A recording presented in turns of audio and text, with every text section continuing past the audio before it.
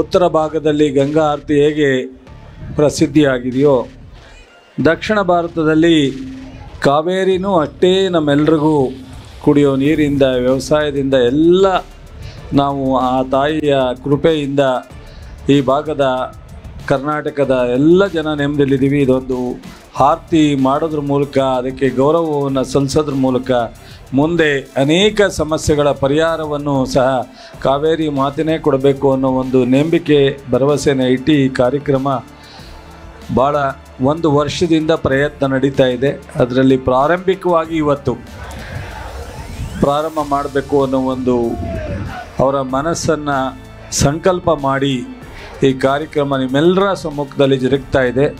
ಈ ಒಂದು ಕಾರ್ಯಕ್ರಮಕ್ಕೆ ಬಂದಿರತಕ್ಕಂಥ ನಮ್ಮ ಆದಿಚುಂಚನಗಿರಿಯ ನಿರ್ಮಾಣ ಸ್ವಾಮೀಜಿಯವರು ಬರಬೇಕಾಗಿತ್ತು. ಅವ್ರು 4 ಗಂಟೆಗೆ ಬಂದು ಹೋಗೋದು ಅಷ್ಟು ಸೂಕ್ತ ಅಲ್ಲ ಅಂತೇಳಿ ಕೊನೆಗೆ ಬೇರೆ ಮೈಸೂರು ಮಠದ ಸ್ವಾಮೀಜಿಯನ್ನು ಕಳಿಸ್ಕೊಟ್ಟಿದ್ದಾರೆ. ಅದೇ ರೀತಿ ನಮಗೆ ದೇಶಿಕೇಂದ್ರ ಸ್ವಾಮೀಜಿಯವರು ಸಹ ಅಮೇರಿಕಾದಲ್ಲಿರೋದ್ರಿಂದ ಅವರಿವತ್ತು ಬೆಳಗಿನ ಜಾವ ಬರೋದ್ರಿಂದ ಅವರು ಸಹ ಬರಲಿಕ್ಕೆ ಸಾಧ್ಯ ಆಗಿಲ್ಲ.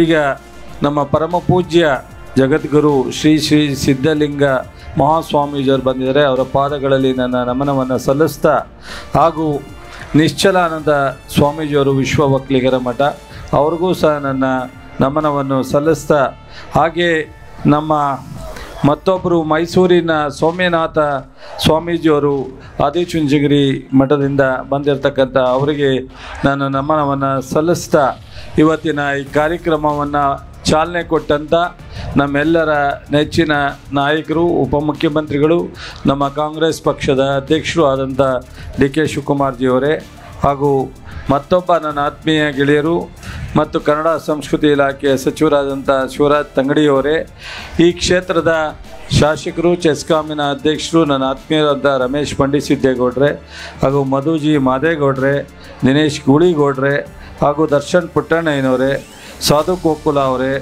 ಡಾಕ್ಟರ್ MV ಆಯುಕ್ತರಾದಂಥ ವೆಂಕಟೇಶ್ ಅವರೇ, ಮಹೇಶ್ ಅವರೇ ಮತ್ತು ಈ ಕಾರ್ಯಕ್ರಮ ಚಾಲನೆಗೆ ನಮ್ಮ ನೆಚ್ಚಿನ ಅಧಿಕಾರಿ ಅಂದರೆ ತಪ್ಪಾಗಲಾರದು ನಮ್ಮ ಉಪಮುಖ್ಯಮಂತ್ರಿಗಳ ಜೊತೆ ಸದಾ ಹಲವಾರು ಯೋಜನೆಯನ್ನು ತಯಾರಿ ಮಾಡಿ ಅಂತಿಮವಾಗಿ ಇವತ್ತು ಚಾಲನೆ ಕೊಡಲಿಕ್ಕೆ ಅವರು ಒಬ್ಬರು ಪ್ರಮುಖ ಕಾರಣಕರ್ತರು ಆದಂಥ ರಾಮನಾಥ್ ಪ್ರಸಾದ್ ಅವರೇ ಹಾಗೂ DC, CEO, SP ಮತ್ತು ಗಾಯತ್ರಿ ಮೇಡಮ್ ಇದ್ದಾರೆ, ಕನ್ನಡ ಸಂಸ್ಕೃತಿ ಇಲಾಖೆ ನಿರ್ದೇಶಕರು.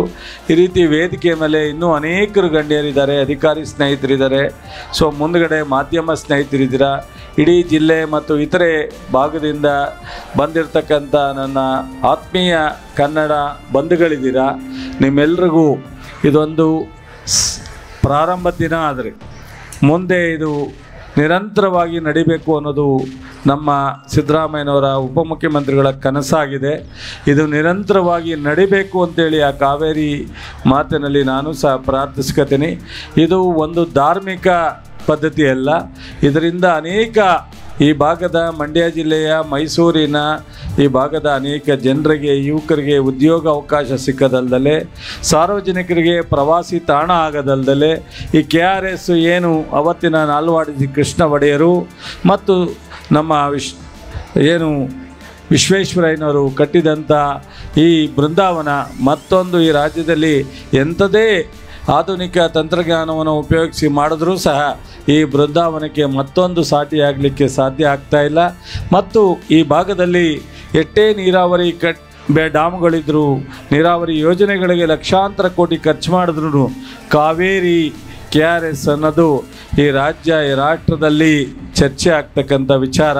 ಇವತ್ತು ಕಾವೇರಿ ಕೊಡಗಿನಲ್ಲಿ ಹುಟ್ಟಿದ್ರು ಅದು ಮಂಡ್ಯ ಈ ಭಾಗದ 7-8 ಜಿಲ್ಲೆಗೆ ಕುಡಿಯೋ ನೀರು ವ್ಯವಸಾಯಕ್ಕಲ್ಲದೆ ತಮಿಳುನಾಡಿಗೂ ಸಹ ಅನೇಕ ವ್ಯವಸಾಯ ಕುಡಿಯೋ ನೀರಿಗೆ ಇವತ್ತು ಸಿಗ್ತಾ ಇದೆ. ಇಡೀ 92 ವರ್ಷದಲ್ಲಿ ಪ್ರಪ್ರಥಮವಾಗಿ ಜೂನ್ನಲ್ಲಿ ತುಂಬಿ ಇವತ್ತು ಬಾಗ್ನವನ್ನು ಅರ್ಪಿಸ್ತಕ್ಕಂಥ ಆಶೀರ್ವಾದವನ್ನು ಆ ಚಾಮುಂಡೇಶ್ವರಿ, ರಂಗನಾಥ, ಕಾವೇರಿ ನಮಗೆ ಕರುಣಿಸಿದ್ದು ಅತ್ಯಂತ ಸಂತೋಷದ ವಿಚಾರ. ಹೀಗಾಗಿ ಸದಾ ಇದೇ ರೀತಿ ಕಾವೇರಿ ನೀರು KRSನ್ನು ತುಂಬಿ ನಮಗೆ ಎಲ್ರಿಗೂ ಅನುಕೂಲ ಆಗುವಂಥ ರೀತಿಯಲ್ಲಿ ಆಗಲಿ. ಮುಂದೆ ಯಾವತ್ತೂ ಸಹ ಕಾವೇರಿ ಸಮಸ್ಯೆ ಆಗೋದು ಬೇಡ ಅನ್ನೋ ಒಂದು ಕಾರಣಕ್ಕೆ ಹಿಂದೆ ಒಂದು ಕಥೆನೇ ಇದೆ. ಗಂಗಾ ಆರತಿ ಮಾಡಲಿಕ್ಕೆ ಗಂಗೆ ತುಂಬ ತೊಂದರೆ ಆದಾಗ ಆರತಿ ಮಾಡಿ ಮಾಡಿ ಶಾಂತಿಗೆ ತಂದಂಥದ್ದು. ಅದರ ಅನೇಕ ಒಂದು ರೀತಿಗಳಲ್ಲಿ ಹೇಳ್ತಕ್ಕಂಥ ನಾವು ಆ ಭಾಗಕ್ಕೆ ಹೋದಾಗ ಗೊತ್ತಾಗುತ್ತೆ. ಅದೇ ರೀತಿ ಕಾವೇರಿ ಸಮಸ್ಯೆನೂ ಸಹ ನಾವು ಕಾವೇರಿ ತಾಯಿಗೆ ಅರ್ಪಿಸ್ತಕ್ಕಂಥ ವಂದನೆ ಇರ್ಬೋದು, ಗೌರವ ಇರ್ಬೋದು, ನಮಗೆ ಮುಂದೊಂದು ದಿವಸ ಇದರ ಒಳ್ಳೆಯದಾಗತ್ತೆ ಅನ್ನೋ ಒಂದು ನಂಬಿಕೆ ಭರವಸೆನ ಇಟ್ಟು ನಮ್ಮ ನೀರಾವರಿ ಸಚಿವರು, ಬೆಂಗಳೂರಿನ ಸಚಿವರು, ಪಕ್ಷದ ಅಧ್ಯಕ್ಷರು, ಉಪಮುಖ್ಯಮಂತ್ರಿಗಳು ತುಂಬ ಎಲ್ಲ ಅವರ ಕಾರ್ಯಕ್ರಮಗಳಿಗಿಂತ ಇದು ಮೊದಲನೇ ಆದ್ಯತೆ ಅಂತಲೇ ಹೇಳಿ ನಮ್ಮನ್ನೆಲ್ಲ ಉದ್ದೇಶಿಸಿ ಇದು ಮಾಡಲೇಬೇಕು, ನಿಮ್ಮ ಉತ್ಸಾಹ ಸಾಲದು ಅಂತೇಳಿ ನಮಗೆ ಅನೇಕ ಬಾರಿ ಚರ್ಚೆ ಮಾಡಿ ಈ ಕಾರ್ಯಕ್ರಮವನ್ನು ಮಾಡಿದ್ದಾರೆ. ಅದರಲ್ಲಿ ಬಹುಶಃ ರಾಮ್ ಪ್ರಸಾದ್ ಅವರು, ನಮ್ಮ ದಿನೇಶ್ ಗುಳಿಗೌಡರು, ನಮ್ಮ MD ಮತ್ತು ನೀರಾವರಿ ಇಲಾಖೆ ಅನೇಕ ಅಧಿಕಾರಿಗಳು, ನಮ್ಮ ಶ್ರೀಧರ್ ಇರ್ಬೋದು, ಜಯಪ್ರಕಾಶ್ ಇರ್ಬೋದು, ಈ ಥರ ಅನೇಕರು ಇಡೀ ಟೀಮೇ ಕೆಲಸ ಮಾಡಿದೆ. ಅವರ ಮಾರ್ಗದರ್ಶನದಲ್ಲಿ, ಅವರ ಡೈರೆಕ್ಷನನ್ನು ಇಡೀ ಟೀಮು ಒಳ್ಳೆಯ ಕೆಲಸವನ್ನು ಮಾಡಿದೆ. ಇದು ನನಗೆ ಒಂದೇ, ಇದನ್ನು ಹೆಚ್ಚು ಮಾತಾಡಲಿಕ್ಕೆ ಹೋಗಲ್ಲ, ಇನ್ನು ಕಾರ್ಯಕ್ರಮ ಸ್ವಾಮೀಜಿಯವರೆಲ್ಲ ಹೋಗಬೇಕಾಗಿದೆ ಮತ್ತು ಶಿವಕುಮಾರ್ ಅವರೇ ಮಾತನಾಡೋದ್ರಿಂದ ಬಹುಶಃ ಇದೊಂದು ಐತಿಹಾಸಿಕವಾದಂಥ ದಸರಾ ಹೇಗೆ ಇಡೀ ವಿಶ್ವ ದಸರಾ ಅಂತೇಳಿ ಕರಿತೀವೋ ಅದೇ ರೀತಿ ಕಾವೇರಿ ಆರತಿನೂ ಸಹ ವಿಶ್ವದಲ್ಲಿ ಪ್ರಖ್ಯಾತಿ ಆಗ್ತಕ್ಕಂಥ ಒಂದು ಕಾವೇರಿ ಆರತಿ ಮುಂದಿನ ದಿನದಲ್ಲಿ ಆಗುತ್ತೆ ಅನ್ನೋ ಒಂದು ನಂಬಿಕೆ ಭರವಸೆ ಇಟ್ಟು ನಿಮ್ಮೆಲ್ಲರಿಗೂ ನಮಸ್ಕರಿಸಿ ನನ್ನ ಮಾತು ಮುಗಿಸ್ತೀನಿ. If you like this video ಬೇಗ ಲೈಕ್ ಮಾಡಿ, ಕಾಮೆಂಟ್ ಮಾಡಿ, ಶೇರ್ ಮಾಡಿ ಹಾಗೂ ಯೋಯೋ ಟಿವಿ ಕನ್ನಡವನ್ನು ಸಬ್ಸ್ಕ್ರೈಬ್ ಮಾಡಿ.